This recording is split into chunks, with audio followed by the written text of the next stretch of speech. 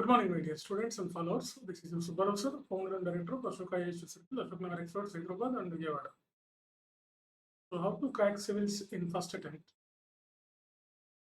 Civil services first అటెంప్ట్లో ఎట్లా మనం సాధించాలి, దానికి ఏ లక్షణాలు ఉండాలి? యాక్చువల్గా సివిల్ సర్వీసెస్ ఈ మధ్య కాలంలో మనం కానీ చూసినట్టు ఈ మధ్య కాదు ఎప్పుడు కూడా ఫస్ట్ అటెంప్ట్లో ఒక 5 to 10% పీపుల్ ఫస్ట్ అటెంప్ట్లో సివిల్ సర్వీసెస్ క్లియర్ చేసి ఐఏఎస్ ఐపీఎస్లుగా ఎంచుకుంటున్నారు. అసలు అర్లీ యంగ్ ఏజ్లోనే వీళ్ళు ఐఏఎస్లుగా అపాయింట్ అవుతున్నారు. సో ఫస్ట్ అటెంప్ట్లో సివిల్స్ సాధించాలంటే మనకి ఒక ప్రాపర్ ప్లాన్ ఉండాలి, స్ట్రాటజీ ఉండాలి, ముఖ్యంగా ఒక మంచి ఎయిమ్ ఉండాలి.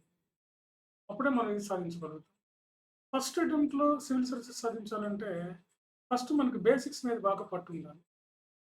ఏంటి సివిల్ సిలబస్ ఏంటి, బేసిక్స్ ఏమున్నాయి, సబ్జెక్ట్స్ ఏమున్నాయి, ఆ సబ్జెక్ట్స్లో బేసిక్స్ ఏంటి, సబ్జెక్ట్ టెక్నాలజీ ఏంటి, యూపీఎస్సీ ప్రిలిమ్స్లో ఎలాంటి క్వశ్చన్స్ అడుగుతుంది, మెయిన్స్లో ఎలాంటి క్వశ్చన్ అడుగుతుంది, అవి మనకి క్లారిటీ ఉండాలి. సో న్యూస్ పేపర్ ఒకటి మనం ఫాలో అవుతూ ఉండాలి. వీటన్నిటికి మించి మనకి సొసైటీ మీద అవగాహన ఉండాలి. గవర్నమెంట్ పాలసీస్, గవర్నమెంట్ యొక్క అడ్మినిస్ట్రేషన్, వీటికి సంబంధించి కూడా మనకు కొంత క్లారిటీ ఉండాలి. ఉన్నప్పుడే ఫస్ట్ అటెంప్ట్లో మనం సివిల్ సర్వీసెస్ క్లియర్ చేయొచ్చు. బేసిక్స్ అయితే పక్కా ఉంటే ఖచ్చితంగా సివిల్ సర్వీసెస్ వస్తాయి. బేసిక్స్ అంటే ఆ సబ్జెక్ట్కి సంబంధించిన ప్రైమరీ థింగ్స్ అన్నమాట. ప్రతి సబ్జెక్ట్కి కొన్ని ప్రాథమిక అంశాలు ఉంటాయి, ఆ ప్రైమరీ థింగ్స్. వాటి మీద మనకు బాగా పట్టు ఉండాలి ఫస్ట్ అటెంప్ట్లో రావాలి. సో ఆ ప్రైమరీ థింగ్స్ బాగా నేర్చుకోండి. అవి ఎక్కడ దొరుకుతాయంటే మనకి ఎన్సీఆర్టీ బుక్స్లో దొరుకుతాయి. ఎన్సీఆర్టీ బుక్స్ బాగా తరువుగా చదువుకొని ఉండి ఒక నోట్స్ ప్రిపేర్ చేసుకొని మంచి మెంటర్, మంచి గైడ్గా ఉంటే మీరు సాధించవచ్చు. 11th ranker last year 11th ranker చెప్పారు కదా, ఆవిడ ఇలా చదివి ఒక మంచి గైడ్ మెంటర్ ఫాలో అవడం వల్ల ఆమెకు 11th ర్యాంక్ వచ్చింది ఫస్ట్ అటెంప్ట్లో అని చెప్పింది కదా. సో ఇలా మీరు ఒక ప్రాపర్ ప్లాన్ చేసుకుంటే ఖచ్చితంగా ఫస్ట్ అటెంప్ట్లో మీరు సివిల్ సర్వీసెస్ సాధించవచ్చు. మా అశోక ఐఏఎస్ అకాడమీలో ఏంటంటే మేము ఫస్ట్ అటెంప్ట్లో మీకు వచ్చే విధంగా మేము ఒక స్టడీ ప్లాన్ ఒకటి మీకు తయారు చేసి మీరు ఎట్లా చదవాలి, ఏ టైం చదవాలి, ఏం చదవాలి, ఎలా చదవాలి అనేది మేము మీకు నేర్పిస్తాం.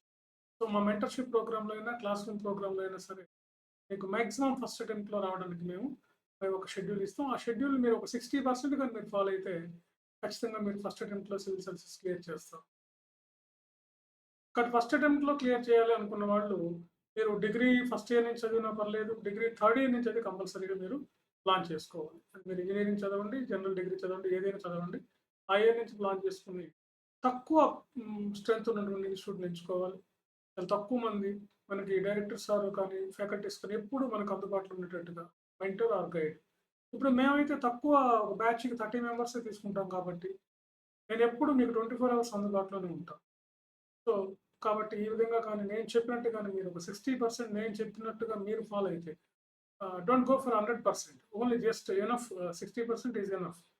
60% కానీ ఉంటే మీరు ఖచ్చితంగా సివిల్ సర్వీసెస్ సాధించి ఐఏఎస్ ఐపీఎస్లుగా ఎంపికవుతారు. Okay, thank you very much. So మీకు మాకు మెంటర్షిప్ ప్రోగ్రామ్ ఒకటి ఉంటుంది, 3 years కలిపి చాలా తక్కువ ఫీజుతో 3 yearsకి మెంటర్షిప్ ఇస్తాం. మెంటర్షిప్లో మీకు 1-to-1 ఇంటరాక్షన్ ఉంటుంది, ఆన్సర్ ఎవల్యూషన్ ఉంటుంది, టెస్ట్ సిరీస్ ఇస్తాం.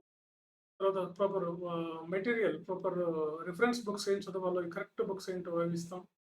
సో ఇవన్నీ కూడా మేము దాంట్లో చేయడం జరుగుతుంది. అదేవిధంగా class room programme Vijayawada, Hyderabad 2 చోట్ల క్లాస్ రూమ్ ప్రోగ్రామ్ స్టార్ట్ అవుతుంది. హైదరాబాద్లో అయితే సెకండ్ బ్యాచ్ కూడా స్టార్ట్ అవుతుంది. ఆగస్ట్ ఫస్ట్ వీక్లో సెకండ్ బ్యాచ్ స్టార్ట్ అవుతుంది. అదేవిధంగా విజయవాడలో కూడా ఆగస్టులో సెకండ్ వీక్లో విజయవాడలో కూడా ఒక బ్యాచ్ సివిల్ సర్వీసెస్ స్టార్ట్ అవుతుంది.